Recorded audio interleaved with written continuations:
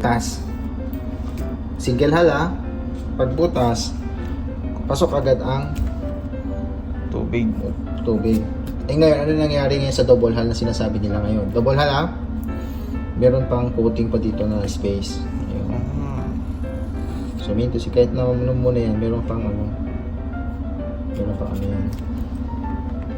Yung DBT naman, yung sabi mo DBT, topside tank o normal na ballast tank. For example, ito ang barko sa ano, di ba, ganyan. Ganyan ah. Si tangke mo ngayon, nandyan lang. Ito lang yung tangke mo. Ngayon, meron yung mga ibang base na ang ballast niya is nandyan lang. Tapos meron din yung nandito lang. O yung iba naman, meron nakaganyan lang. Kapag ito, nandyan lang siya, ito lang yung ballast mo. Topside yan, topside. Okay. Ang normal ballast, usually nandito lang. Ang double bottom, yun nandito pa. Double, sa baba. Okay. Kaya pansin mo, yung pang mga DBT, konti lang yan. Minsan, ang sundalisan niya nakapakahaba, tapos nandito ang tangke. Ganyan. Pansinin mo, yung sunda mo, 1 meter pa lang, sabihin na 1 meter. Pag pumitik, ang maximum niya 2 meters.